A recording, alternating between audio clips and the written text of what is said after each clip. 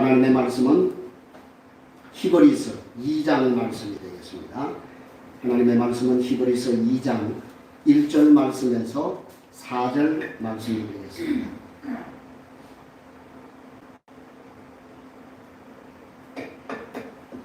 이 살아계신 하나님의 말씀을 우리 다 함께 한 음성으로 힘차게 우리 합독하실 때 성령께서 개개인에게 말씀하시는 세미한 음성을 들으실 수 있는 저와 여러분 되시기를 바랍니다.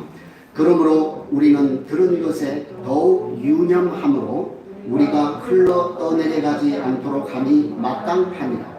천사들을 통하여 하신 말씀이 견고하게 되어 모든 범죄함과 순종하지 아니함이 공정한 보응을 받았거든 우리가 이같이 큰 구원을 등한히 여기면 어찌 그 보응을 피하리요. 이 구원은 처음에 주로 말씀하신 바요 들은 자들이 우리에게 확정한 바니 하나님도 표적들과 기사들과 여러 가지 능력과 및 자기의 뜻을 따라 성령이 나누어 주신 것들로서 그들과 함께 증언하셨느니라. 아멘. 할렐루야. 네, 오늘도 현장 예배를 통해서 그리고 온라인을 통해서 예배하시는 모든 분들에게 우리 하나님의 은혜와 주 예수 그리스도의 은혜가 여러분 삶 가운데 충만하시기를 바랍니다.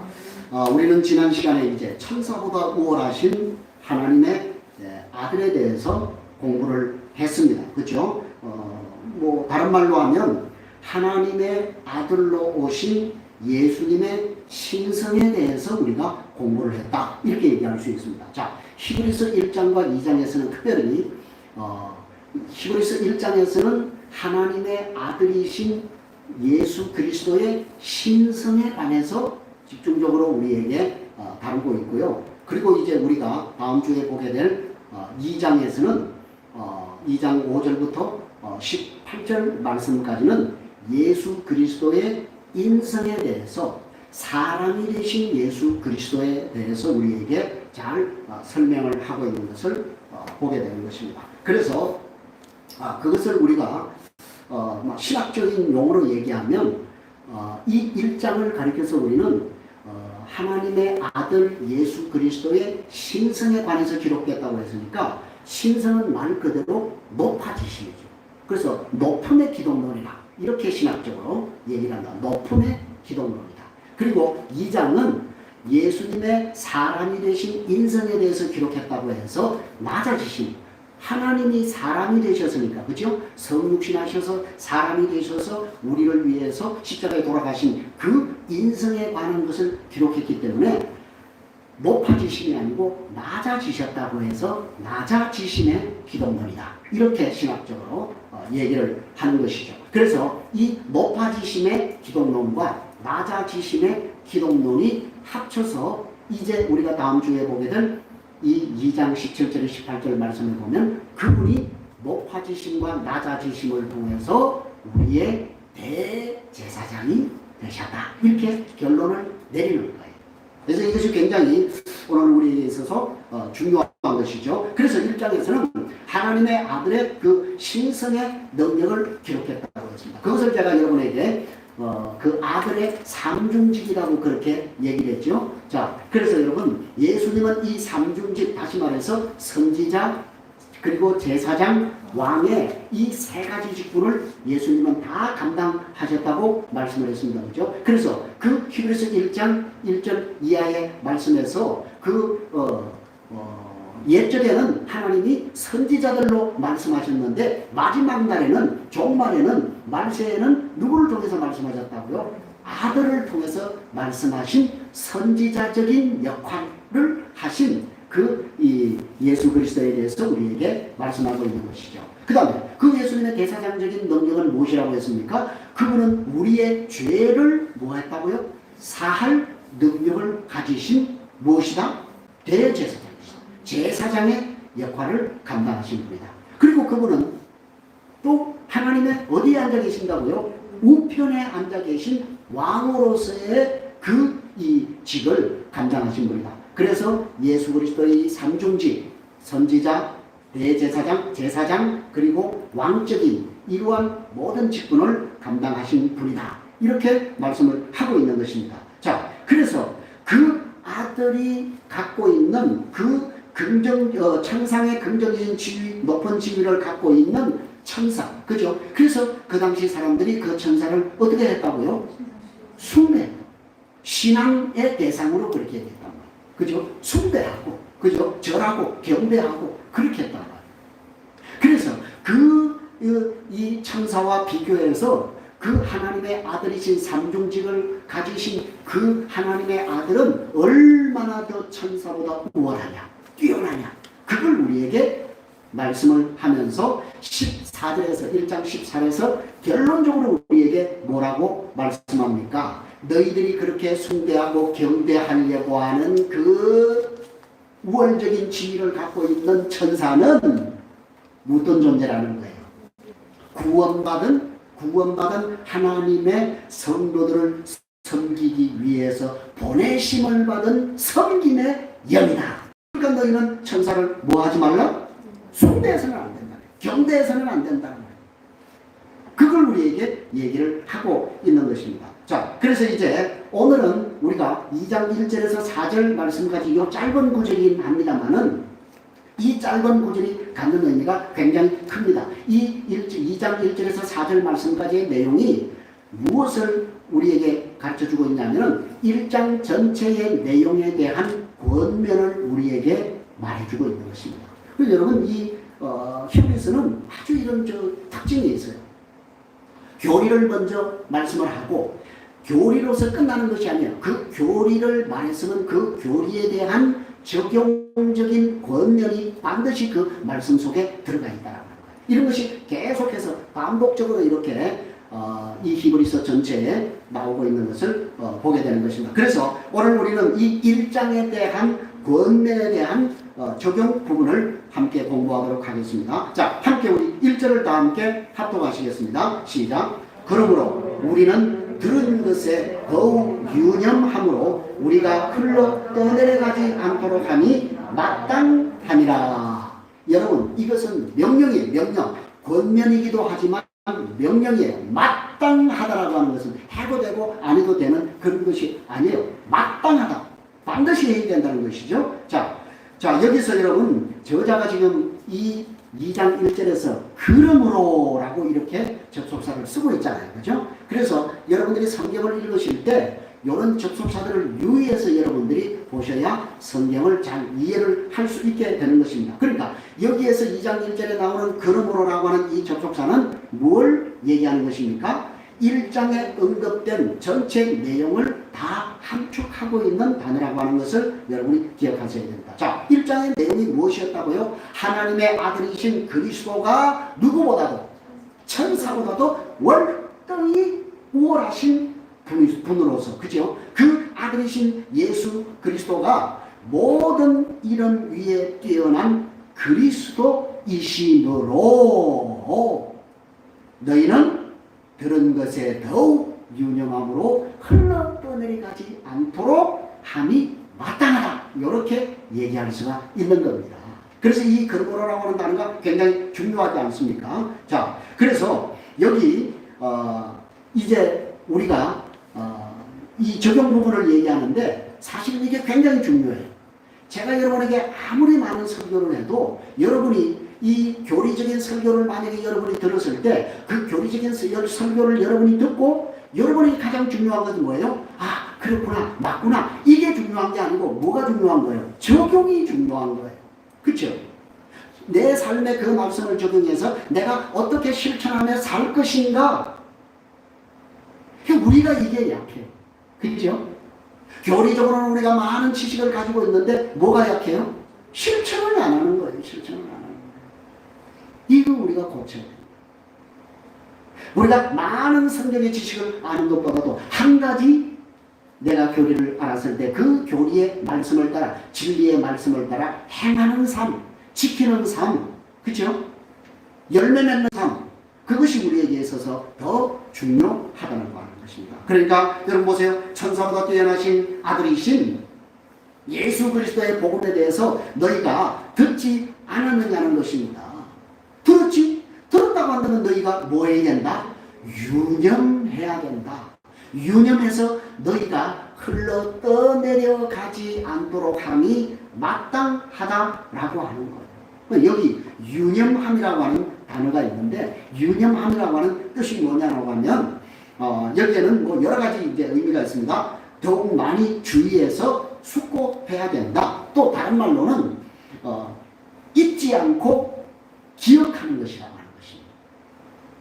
또 더 나아가서는 잊지 않고 기억할 뿐만 아니라 그것을 계속해서 되새김질하고 묵상한다라고 하는 그런 깊은 의미가 이 유념함이라고 하는 단어 속에 함축이 되어 있는 것입니다. 그리고 떠내려가다, 흘러 떠내려가다라고 했는데 떠내려간다라고 하는 이 단어도 여러분 합성어예요. 떠라고 하는 단어와 내려가다라고 하는 단어가 합쳐진 단어예요. 여러분 떠 있다는 얘기가 뭐예요? 떠 있다는 얘기가 뭐예요? 말 그대로 고정이 안 됐다는 거예요. 딱 붙들려 있지 않다는 거예요. 떠 있으면 어떻게 돼요? 떠 있으면 흔들리는 거죠. 또 내려가죠. 그래서 배 같은 것이 또 내려가지 않도록 뭐 합니까? 낯을 내리기도 하고 그 다음에 밧줄로 육지에 눕기도 하잖아요. 고정하는 거. 그죠? 여러분 떠 있으면 안 돼. 떠 있으면 떠내려갈 수밖에 없다는 것입니다. 그러니까 여러분 오늘 우리가 우리의 믿음이 반석 위에 든든히 서 있지 않으면 우리가 어떻게 된다고요? 떠내려가는 거죠. 흔들리는 거죠. 요동하는 거죠. 그리고 이 단어 속에는 어떤 의미가 있냐면 반지를 끼고 있었는데 반지가 자기도 모르게 손가락에서 빠져나간다는 그런. 이 여자분들은 그런 경험이 한 번씩 있지 않습니까? 그죠? 반지가 처음에는 딱 맞았는데 어느 날 이게 반지가 좀 흘렁흘렁해져가지고 어느 날 뭐 김장하다가 뭐 설거지하다가 뭐 일하다가 이게 반지가 훌러덩 빠져가지고 반지를 뭐 이렇게 잃어버리는 자기도 모르게 그냥 반지가 빠져서 잃어버리는 고정이 되어 있지 않았어요. 그죠? 그런 의미가 여기에 포함이 되어 있는 것입니다. 그러니까 여러분 오늘 우리가 예수 그리스도가 하나님의 아들로서 가지신 그 놀라운 것들을 우리가 단단히 붙들고 고정시켜 놓지 않으면 어떻게 된다는 거예요? 흔들린다는 거예요. 떠내려간다는 거예요. 자, 여러분. 흘러 떠내려가는 그리스도인의 특징이 뭘까요? 흘러 떠내려가는 그리스도인의 특징이 뭘까요? 조그만한 일에도 뭐한다는 거예요? 흔들린다는 거예요. 조그만한 유혹에도 뭐한다는 거예요? 유혹에 쉽게 빠진다는 거예요. 그게 흔들리는 거예요. 그게 떠 있는 거예요. 떠 있는 거. 여러분 이것은 굉장히 중요한 거예요. 그러니까 여러분이 유념하지 않으면 어떻게 된다고요? 여러분 자신도 모르는 사이에 여러분이 떠내려가게 된다니까요. 그걸 좀 구체적으로 얘기해 볼까요? 여러분이 지금 흘러 떠내려가는 증거가 여러분의 삶 가운데 어떤 것들을 가지고 여러분이 판단해 볼 수 있겠습니까? 가장 중요한 건 뭘까요? 여러분의 삶에 뭐가 없어지는 거예요? 열정이 없어져요. 누구에 대해서? 그리스도에 대해서. 말씀에 대해서. 그죠? 그게 여러분이 지금 내가 떠내려가고 있는데 내가 그걸 안다 모른다? 모른다니까요. 나도 모르는 사이에 지금 내 믿음이 떠내려가고 있는데 나도 그걸 모르는 거예요. 그렇게 여러분의 신앙의 열정이 식어지게 되면 여러분이 예배를 드려도 뭐가 없다? 뭐가 없는 거예요? 감동이 없는 거예요. 감격이 없는 거예요. 기도를 해도 어디에서 나오는 기도를 하게 된다? 유기에서 나오는, 입에서 나오는 기도를 합니다. 심령에서 나오는 기도가 아니라. 그죠? 여러분 정말 그 깊음 속에서 나오는 기도가 아니라 여러분의 입술만 들썩거리는, 입술로만 중얼거리는 그런 피상적인 그런 기도를 드릴 수밖에 없는 거예요. 찬송을 해도 뭐가 없어요? 여러분 찬송하면 눈물을 흘려보셨어요? 아니 꼭 눈물을 찬송하면서 눈물을 흘려야 한다는 얘기가 아니에요. 그런 기쁨과 감격이 여러분에게 있냐 그 말이에요. 내가 찬송을 부르면서 그죠? 눈물을 흘렸던 적이 언제인가? 기도를 하면서 내가 하나님 앞에 눈물을 흘렸던 것이 언제인가를 한번 돌아보시라니까. 한마디로 내가 왜 예수 믿는지 상당히 잘 안 되는 거예요. 이게 지금 여러분이 지금 유념하지 못하고 지금 흘러 떠내려가고 있는 증거가 아닐 수가 없는 거예요. 나도 모르는 사이에. 그래서 여러분 저자는 지금 그것을 염려하고 있는 거예요. 걱정하고 있는 거예요. 여러분 지금 이 저자와 수신자는 목회적인 관계에 있는 관계 같다라고 그렇게 서두에 제가 여러분이 서론을 할 때 말씀드리지 않았습니까? 그죠? 그러니까 이 얼마나 끈끈한 관계였겠어요. 그죠? 그런데 지금 이 목회자가 이 수신자들인 이 성도들이 뭐가 되는 거예요? 염려가 되는 거예요. 지금 흘러 떠내려가는 그들의 모습을 보면서 굉장히 염려를 하고 있는 거예요. 그래서 히브리서 곳곳에서 여러분 이 저자의 그런 염려가 기록이 되어 있어요. 한 두 구절만 보고 가겠습니다. 히브리서 3장 12절입니다. 시작. 형제들아 너희는 삼가고 너희 중에 누가 믿지 아니하는 악한 마음을 품고 살아계신 하나님에게서 떨어질까 조심할 것이오. 자 보세요. 그죠? 지금 뭐예요? 악한 마음 때문에 하나님에게서 떨어져 나가는 사람이 뭐 한다는 거예요? 있다는 거예요. 그것 때문에 지금 너희가 조심해라. 염려하는 거예요. 떠내려가지 않도록 붙들라고 지금 얘기하는 거예요. 히브리서 4장 14절입니다. 시작. 그러므로 우리에게 큰 대제사장이 계시니 성천하심이 있고 하나님의 아들 예수시라. 우리가 믿는 도리를 굳게 잡으라고 하는 얘기는 뒤집어서 얘기하는. 그렇죠. 지금 믿는 도구로 그 예수 그리스도를 굳게 잡지 못하는 사람들이 있다는 거예요. 그것이 염려가 되어서 지금 이렇게 얘기를 하는 거예요. 사랑하는 여러분, 여러분이 그 하나님이 우리에게 주신 그 들은 것을, 그죠? 여러분이 유념하지 못하고 그것에서 여러분이 또 흘러 내려가게 될 때, 그죠? 우리는 어떤 상황을 맞게 된다고요? 우리에게 주어진 큰 구원을 등한히 여기는 결과를 초래하게 된다. 이게 중요합니다. 여러분이 지금 그 떠내려가는 그것이 중요한 것이 아니라 결국은 그 결과가 여러분에게 어떤 것을 미친다고요? 큰 구원을 등한히 여기는 것으로.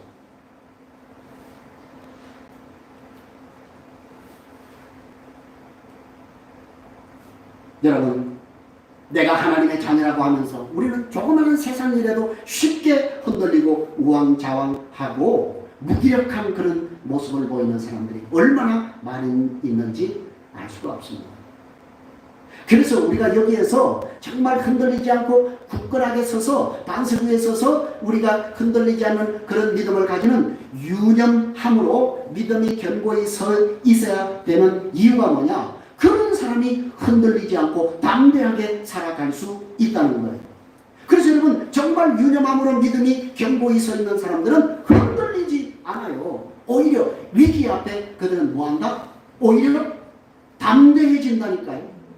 그것이 여러분 성경이 오늘 우리에게 말씀해주고 있는 증언이에요. 증언. 성경이 그렇게 우리에게 증언을 해주고 있다니까요. 저는 대표적인 사람으로 다윗을 들 수 있다고 생각합니다. 여러분 사무엘서에 두 사람의 아주 중요한 인물이 나오네. 물론 세 사람 사무엘도 있지만은 사실은 이 사무엘서를 통해서 하나님께서 우리에게 두 사람을 비교해서 우리에게 선택하라고 말씀하고 있는 거예요. 누굽니까? 사울 왕과 다윗이에요. 다윗. 두 사람을 비교하는 거예요. 우리가 잘 알고 있는 대로 사울 왕은 초대 왕이었어요. 그런데도 그는 하나님께 유념하는 사람이 아니었다고 말해요. 그렇죠? 그래서 하나님이 그 사울 왕을 어떻게 했다고 했어요? 내가 사울을 버렸다. 하나님께 유념하지 못한 사울을 하나님은 버렸다고 그렇게 얘기를 하고 있는 거예요. 그러니까 여러분 이 말씀은 오늘 우리가 하나님께 유념하지 못하고 집중하지 못하고 주목하지 못하고 주의하지 않으면 하나님께서 우리를 외면하신다는 사실을 보여주고 있는 거예요. 그러나 반대로 우리가 잘 아는 다윗은 어떤 사람이었습니까? 하나님께 유념하는 사람이었습니다. 그 대표적인 사례가 어디입니까? 사무엘상 17장에 나오는 다윗과 골리앗의 싸움 아닙니까, 여러분? 전쟁 아닙니까? 여러분, 그 사무엘 17장에 보면 이스라엘과 블레셋이 전쟁을 지금 벌였다고요. 그런데 그 전쟁 앞에 지금 왕이었던 사울은 벌벌 떨고 있는 거예요. 두려워 떨고 있는 거예요. 그런데 적장 이 블레셋의 장수 골리앗은 키가 9척이 넘는 300가 넘는 거예요. 그 거인이 배털채 같은 창을 들고 나와서 고래고래 고함을 지르면서 나와라! 1대1로 붙자. 그렇게 고함을 지르니 아무도 거기에, 그래서 온 군사들이 다 벌벌 떨고 있는 그런 상황이었단 말이에요. 그때 누가 나타났다고요? 예, 소년 다윗이 나타난 거예요. 여러분, 다윗은 지금 전쟁 속에 있는 군사가 아니에요. 그는 뭐 하던 사람이었어요? 아버지의 양을 치던 그런 소년이었어요. 왜 양을 치고 있었냐? 아니, 다른 사람은 전쟁하는데 너는 왜 양 치고 있냐? 미안합니다. 다윗은 전쟁에 나갈 나이가 못 됐어요. 그래서 다윗은 전쟁에 나가지 못하고 누가 대신 다윗의 형들 세 사람이, 그죠? 위로형 세 사람이 전장에 나가 있는 거예요. 그래서 아버지 이새가 전쟁에 나가 있는 아들들이 뭐 했을까요? 걱정이 되잖아요. 그래서 음식을 장만하고 준비해서 아들 다윗을 보내면서, 야, 너희 형들이 지금 전쟁에 나가 있는데 걱정이 돼서 안 되겠다. 안부라도 어떻게 잘 있는지 안부라도 네가 좀 알아봐라. 그렇게 해서 음식을 싸가지고 다윗을 전장에 보낸 거예요. 그런데 마침 전장에 와보니까 무슨 상황이 벌어졌어요? 아니, 이게 도대체 그냥 이스라엘 군사들은 벌벌 떨고 있고 뭐 적장에서 그냥 막 큰 거인 같은 한 놈이 나와가지고 고래고래 고함을 지르면서 나와! 하나님이 어디 있냐? 하나님의 손은 나하고 한번 겨뤄보자. 이러면서 하나님과 이스라엘 군대를 모욕하는 소리를 들은 거예요. 여러분, 다윗이 거룩한 분노가 이 개 같은 것이 살아계신 하나님을 욕한다. 내가 저놈의 목을 베겠다. 여러분, 그래서 보세요. 이게 여러분, 하나님께 집중하고 하나님께 유념한 다윗은 그러한 상황을 볼 때 두려워 떠는 것이 아니라 오히려 거룩한 분노, 의군이 일어났다. 담대함이 일어났다. 그래서 왕이 가서 내가 살아계신 하나님을 모욕하는 저놈을 내가 물리치겠다. 그리고 나가잖아요. 여러분, 바로 그거예요. 지금 사울 왕은 벌벌 떨고 있는데, 아니, 소년 다윗은 무장 하나 하지 않고 그 적장을 향하여서 하나님이 나와 함께 하시며 하나님이 나와 함께 싸워 주실 것이라고 하면서 그 적장 골리앗을 향하여서 담대하게 걸어나가지 않습니까? 자기가 평소에 쓰던 그 물맷돌만 가지고 그 구척 거구에 골리앗을 향해서 나가지 않습니까? 그럼 골리앗이 뭐라고? 야, 네가 나를 개로 여기고 막대기 그걸 가지고 네가 날 개로 여기냐? 내가 오늘 너를 그냥 탱강 단칼에 날려가지고 공중에 새의 밥이 되게 하겠다. 그래서 다윗이 뭐라고 얘기합니까? 야, 임마, 너는 칼과 단창으로 내게 나오지만 나는 너에게 뭘 가지고 나간다? 만군의 여호와의 이름으로 나간다. 그리고는 물맷돌에 물매를 돌을 쥐어서 돌에다 탁 던진 거예요. 아니, 또 어떤 인간은 또 그렇게 또 주석을 하더만요. 다윗이 엉터리로 던졌는데 하나님이 방향을 틀어가지고 골리앗의 여기를 딱 때렸다. 이런 인본주의적인 게 있어요. 여러분도 그렇게 생각하세요? 성경 읽지 마세요. 성경을 제대로 보세요. 다윗은 평소에 그 물맷돌을 누구처럼 돌렸다고요? 정확하게. 자기의 양을 칠 때, 사자와 곰이 자기의 양들을 습격할 때 그는 단 한 번도 양을 뺏긴 적이 없어요. 그 물맷돌로. 그러니까 여러분 얼마나 평소에 다윗이 물맷돌을 잘 던지는 명수였다는 사실을 우리에게 보여줍니다. 하나님은 여러분이 가진 기술을 사용하십니다. 하나님이 여러분이 가진 은사를 사용하신다니까요. 물론 하나님이 기적적인 이러한 역사를 우리에게 베풀 때도 있습니다. 그러나 대부분의 하나님의 기적의 역사들은 우리가 가지고 있는 것들을 통해서 하나님은 사용하신다. 그러니까 여러분 훈련하세요. 연습하세요. 갈고 닦으세요. 사랑하는 여러분, 다윗 앞에, 이 골리앗 앞에서 한치의 두려움이 없는 다윗을 보세요.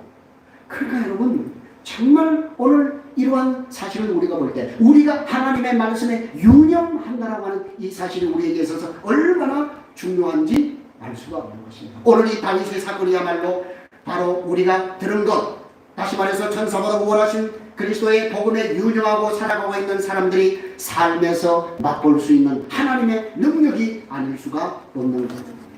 여러분, 우리가 들은 것에 유념하지 못하고 흘러 떠내려가는 성도는 능력이 없기 때문에 큰 세상을 만나면 뭐 할 수밖에 없다? 떨 수밖에 없는 거죠. 무서워하는 거예요. 세상과 타협하려고 하는 거예요. 그래서 결국 어떻게 한다? 세상으로 다시 회귀하는 거예요. 돌아가는 거예요, 여러분. 오늘 여러분을 복음에 유념하지 못하게 하고 흘러 떠내려가게 돌아가게 하려고 하는 것이 무엇인지 오늘 우리는 우리 자신을 돌아보셔야 된다 그 말.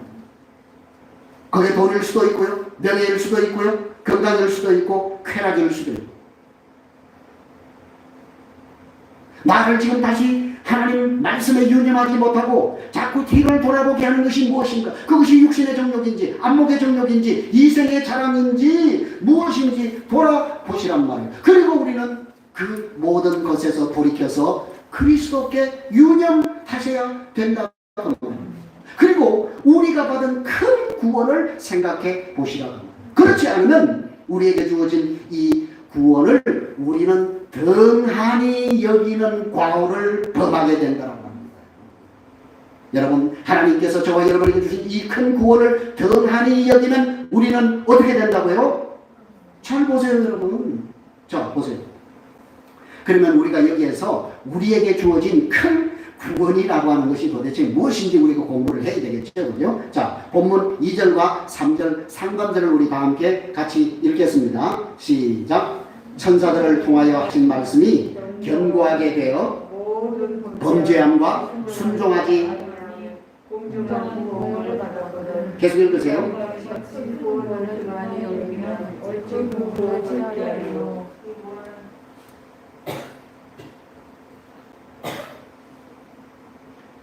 잠깐만요. 제가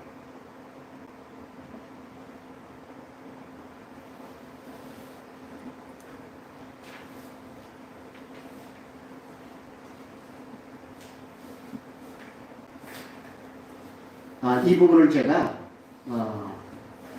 공동번역으로 다시 한번 읽어드리겠습니다. 천사들을 시켜서 하신 말씀도 효력이 있어서 그것을 어기거나 따르지 않는 자들은 모두 음분의 징벌을 받았는데 이렇게 했어요. 저는 사실 이 공동번역이 캐톨릭하고 우리 개신교가 같이 해서 번역한 번역 성경이라서 사람들이 좀 이렇게 터무시하는 경향이 있는데 어떤 번역에 있어서는 상당히 공동 번역이 굉장히 우리가 이해하기 쉽도록 번역이 된 부분들이 또 많이 있어요. 그래서 여러분들이 비교해서 이러한 본문들을 살펴볼 필요가 있습니다. 공변된 보응을 받았다. 공정한 보응을 받았다. 이렇게 얘기하면 여러분이 국어를 잘 하시는 분들은 이해가 빨리 되겠지만 잘 이해할 수가 없어요. 그래서 그럴 때는 여러분들이 이러한 성경들을 비교해서 여러분이 성경을 보시면 굉장히 쉽게 여러분이 성경 본문을 이해할 수 있게 된다고 하는 거예요. 자, 그래서 여러분 보세요. 지금 히브리서 기자는 우리에게 주어진 이 큰 구원을 설명하기 위해서 구약의 율법을 가지고 와서 예화로 우리에게 지금 사용하고 있는 거예요. 그래서 여기서 천사들을 통하여 하신 말씀은 다른 말씀이 아니라 바로 시내산에서 하나님께서 천사를 통해서 모세에게 주신 여호와 하나님의 율법을 얘기하는 거예요. 율법. 네. 그죠? 자, 그렇게 구약시대 하나님께서 천사를 통해서 모세에게 율법을 전달한 것을 하나님께서 진리로 확정하셨다고 말해요. 그것은 진리다. 내가 준 것이다. 하나님의 말씀과 똑같은 것이다. 라고 그렇게 확정한 거예요. 그렇기 때문에 하나님이 진리로 확정하셨기 때문에 하나님이 진리로 확정한 그 율법을 이스라엘이 뭐 했을 때? 어겼을 때 하나님은 반드시 그 어긴 것에 대한 응분에 뭘 한다는 거예요? 그렇지요. 대가를 지불해야 된다. 보응을 받게 하셨다. 그 말을 우리에게 보여주는 거예요. 그래서 이것을 여러분 사도행전에서 스데반 집사님이 이렇게 설교를 했죠. 보고 가시죠. 자, 사도행전 7장 53절입니다. 시작. 너희는 천사가 전한 율법을 받고도 그렇죠. 너희가 천사가 전한, 보세요. 지금 스데반 집사님이 시내산에서 모세가 그래 이제 뭡니까? 모세가 받았던 그 율법을 지금 뭐라고 얘기합니까? 천사가 전해준 율법이다. 이렇게 얘기하잖아요. 그죠? 그렇게 천사가 전해주면 천사는 누구로부터 받았어요? 하나님으로부터 그것을 전달을 받아서 모세에게 전달은 그 보고밖에 안 돼요. 그죠? 그렇게 율법은 모세에게 준 율법은 누가 준 거예요? 하나님이 준 거 아니에요. 하나님이. 그런데 그 율법을 너가 받고도 뭐 하지 않았다? 지키지 않았다고 했어요. 그죠? 자, 그러니까 천사를 통해서 주신 율법이라 할지라도 하나님이 진리로 확정하기 때문에 이스라엘은 반드시 그 율법을 뭐 해야 된다? 지켜야 되는 거예요. 그래서 율법을 지키면 뭐고? 복이고, 안 지키면 뭐예요? 저주예요. 벌이에요. 벌. 그게 율법의 기능 아니에요. 그게. 그죠? 지키면 복인데 안 지키면 벌이에요. 사망이에요. 죽음이에요. 그래서 우리는 율법으로 구원받을 육체가 있다 없다? 없다라고 성경이 우리에게 말씀하고 있지 않습니까? 그래서 그들이 그 하나님이 확정한 그 율법을 지키지 못함으로 그들이 공변된 봉을 뭐예요? 봉을 받았다라고 얘기를 하잖아요. 한년원들께 여러분 이스라엘이 그 하나님의 그 율법을 불순종하고 그들이 시내산 밑에서 뭘 만들었어요? 금송아지를 만들었잖아요. 그렇죠? 금송아지 만들었어요. 그죠? 그러니까 하나님이 자 보세요. 용서는 했지만 그들이 공정한 보응을 받았다고. 어떤 보응을 받았어요? 무슨 보응을 받았어요? 자기 동족 손에 의해서 자기 동족 레위인의 손을 통해서 어떻게 했다고요? 사유기를 하지 않습니까? 그게 바로 공정한 보응을 받는다는 거예요. 여러분 하나님의 말씀을 여러분이 지키지 않고 무시하는 것을 여러분 아무렇지 않게 생각하지 마세요. 뭐 그렇다고 여러분 하나님 여러분을 살인한다는 그 얘기가 아니고 거기에 상응하는 공정한 보응을 하나님께서 우리에게 말씀을 하고 계시는 거예요. 이렇게 여러분 하나님의 말씀에 대한 불순종은 뭘 낳게 되는 거예요? 불행을 낳게 되는 거예요. 여러분 보시면 이스라엘 역사가 그걸 얘기하지 않습니까? 너희가 나를 어겼다. 너희가 나를 버렸다. 하나님이여 이스라엘 백성 너희가 나를 버렸다. 그라고 하는 것은 뭐냐? 말씀을 버렸다는 얘기예요. 그래서 그 결과가 뭐예요? 북이스라엘은 아수르에 의해서 멸망하고 남유다는 조금 뒤늦게 멸망하긴 했습니다. 586년에 바벨론에 의해서 멸망하지 않았냐 그 말이에요. 그죠?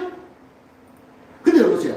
이렇게 하나님이 천사를 통하여 주신 율법을 어겼을 때도 이렇게 공정한 보응을 받았다고 한다면 하물며 3절에 나오는 이 큰 구원을 우리가 만약에 등한히 여기면 야, 너 그 보응 어떻게 감당할래? 이 얘기예요. 여러분 오늘 포인트가 여기 있는 거예요. 천사를 통해서 주신 율법을 어겼을 때도 하나님이 그들에게 공정한 보응을 했는데 그것보다도 더 놀라운 큰 구원을 너희에게 줬는데 그것을 너희가 그 큰 구원을 등한히 여기면 뒷감당 어떻게 할래? 그 얘기예요. 자, 여러분 보세요. 그러면 우리가 도대체 큰 구원이 뭐냐? 그죠?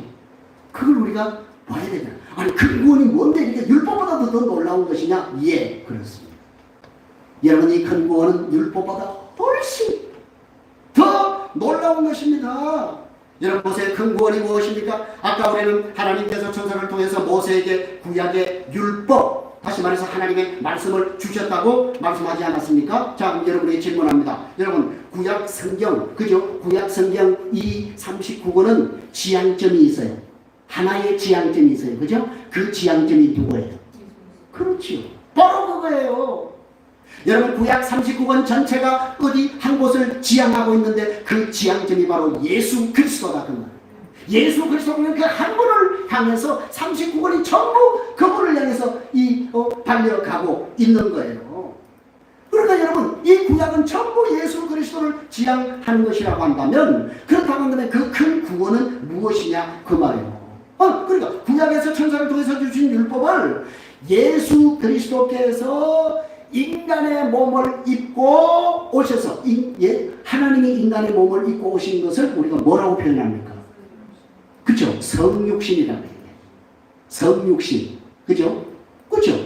하나님이 인간의 몸을 입고 오셨다. 아까 우리 낮은 기독론이라고 그렇게 말씀드리지 않았습니까? 그게 낮아지셨다. 예. 자, 그렇게 해서 그분이 십자가에서 우리 모든 인류의 죄를 짊어지고 십자가에 피 흘려 돌아가심으로, 그죠? 오고 오는 모든 세대의 아담의 후손들의 죄를 다 걸머지시고 십자가에서 못 박혀 돌아가심으로써 그 십자가상에서 예수님이 외치신 한마디 뭐라고 했다고요? 다 이루었다. 테텔레스타이. 다 이루었다. 다 성취되었다. 그 말. 하나님이 이루신 그 십자가를 통해서 구약의 율법을 지키지 못하는 이스라엘 백성들과 모든 오고 오는 세대의 우리 모든 하나님의 백성들의 죄를 당신이 짊어지시고 십자가에 피 흘려 돌아가심으로 우리에게 이루어 놓으신 이 큰 구원, 이거예요. 이걸 만약에 우리가 등한히 여긴다라고 한다면 어떤 일이 일어나겠느냐고 하는 거예요. 그 봉을 너희가 어떻게 피할 수 있겠느냐고 되묻고 있는 거예요, 여러분. 그래서 보세요. 여기 저자는 3절 하반절부터 4절에서 이 우리에게 주어진 이 큰 구원을 삼중적으로 증언을 하고 있어요. 삼중적으로 증언을 하고 있다. 이 큰 구원을 누가 증언을 했는지 우리에게 삼중적으로 얘기를 하고 있어요. 자, 히브리서 2장 3절 하반절부터 4절까지 읽겠습니다. 시작. 이 구원은 처음에 주로 말씀하신 바요 들은 자들이 우리에게 확증한 바니 하나님도 표적들과 기사들과 여러가지 능력과 및 자기의 뜻을 따라 성령이 나누어 주신 것들로서 그들과 함께 증언하셨느니라. 아멘. 할렐루야. 보세요. 여러분 우리에게 주어진 이 큰 구원은요 첫 번째 누가 증언했다고요? 누가 증언했어요? 주가 친히. 주가 우리에게 말씀하신 것이다. 주가 누구예요? 하나님이. 예수님이. 여러분 하나님이 어디 예수님 아니에요? 그분은 창조 때부터 계신 분 아니에요? 그분이 뭐예요? 그러니까 여러분 우리가 지금 들은 이 큰 구원은 사람이 한 말이 아니라는 거예요. 누가 한 말이라고요? 하나님이 하신 거예요. 창조 때부터. 그죠? 창세전에 하나님의 말씀이 하신 것이라 그 말이에요. 천사가 한 얘기가 아니에요. 사람이 한 것이 아니에요. 하나님이 하신 말씀이에요. 대초부터 계셨던 그 말씀이신 그분이 친히 우리에게 하신 말씀이다 그 말이에요. 그래서 우리가 예수님을 또 다른 말로 뭐라고 얘기한다고요? 말씀이다라고 얘기해요. 그래서 요한복음에서 뭐라고 해요? 말씀이 육신이 우리 가운데 거하시네 우리가 그 영광을 보니 하나님 아버지의 독생자의 영광이요 은혜와 진리가 충만하더라. 할렐루야.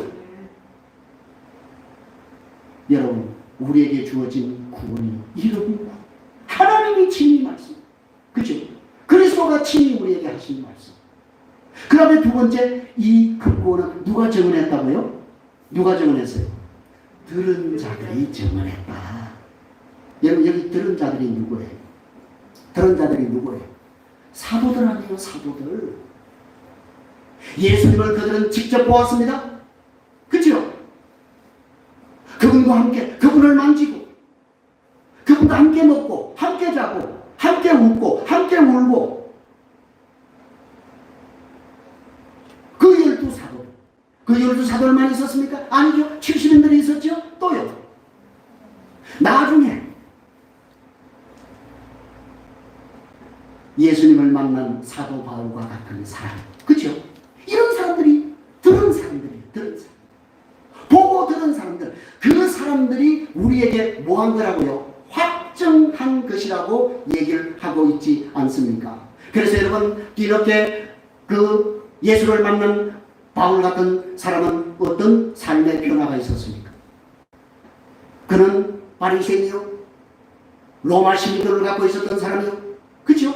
율법학자요.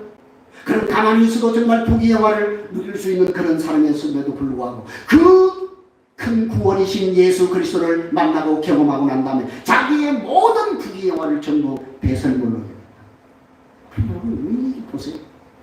정말 내가 들은 이 큰 구원을 들은 사람으로서 오늘 우리의 삶의 실제적인 그런 변화의 삶을 우리에게 보여주지 않습니까? 그리고 자기는 무엇만 이제 자랑하며 산다?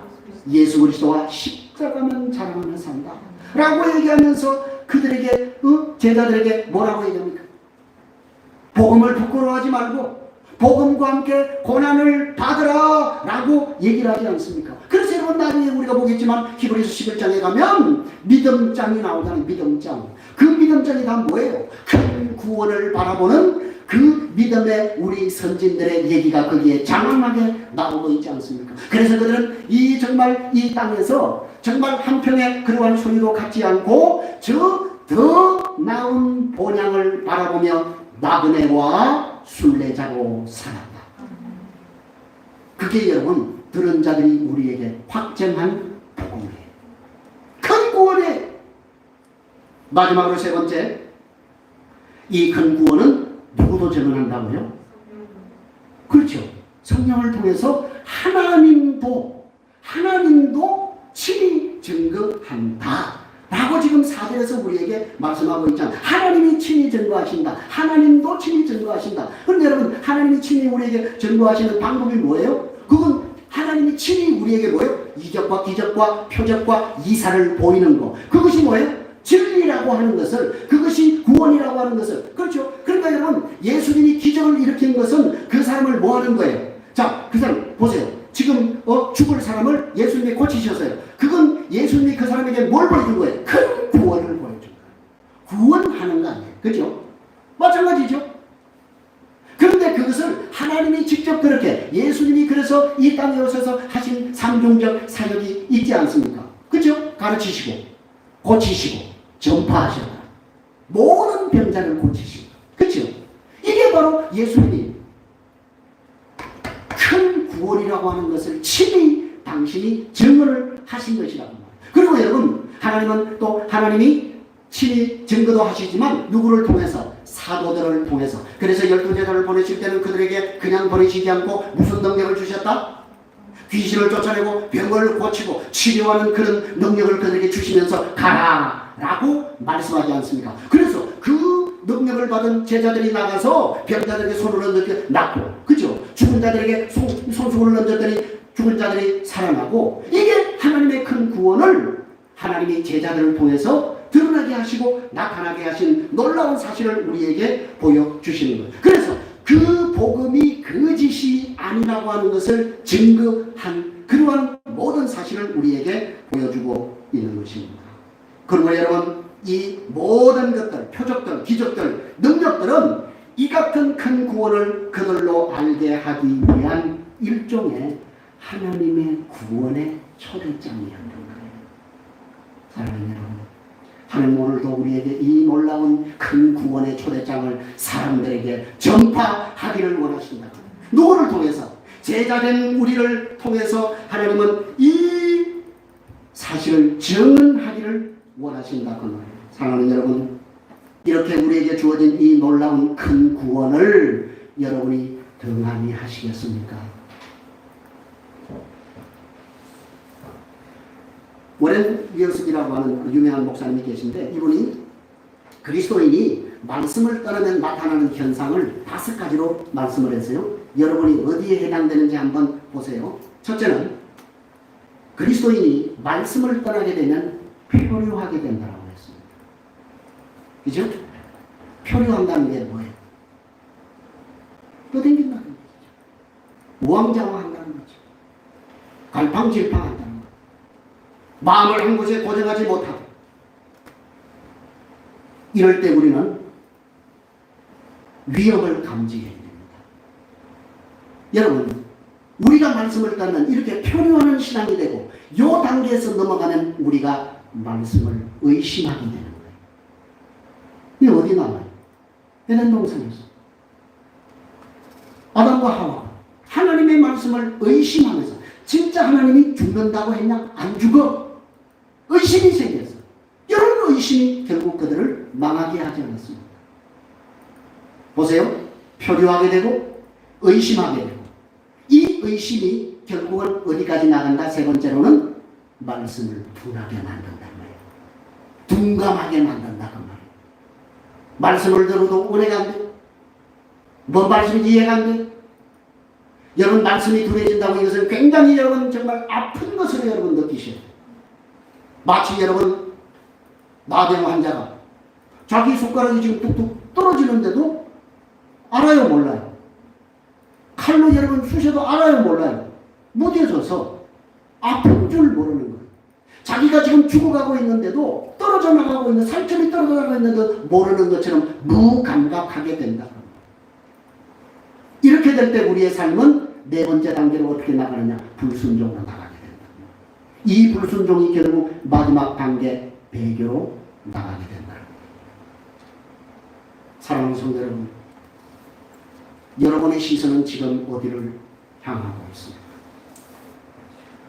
여러분 지금 어디에 시선을 고정하고 계십니까? 세상입니까? 돈입니까? 건강입니까? 사람입니까? 명예입니까? 뭘 향해서 여러분의 시선을 고정시키고 있습니까? 여러분의 시선을 그리스도께로 돌리십시오. 그리스도께 고정시키십시오. 그래서 그리스도가 우리를 위해서 행하신 이 놀라운 큰 구원에 우리가 유념함으로 여러분이 흘러 떠내려 가지 않고 우리의 믿음의 주요 온전케 하시는 예수 그리스도에게 시선을 고정시키며 그 그리스도께서 우리에게 이루어진 이 놀라운 구원의 복음을 내가 먼저 먹고 마시며 누리며 이것을 증언하는 자로 서기를 주님의 이름으로 간절히 부탁드립니다. 기도하겠습니다.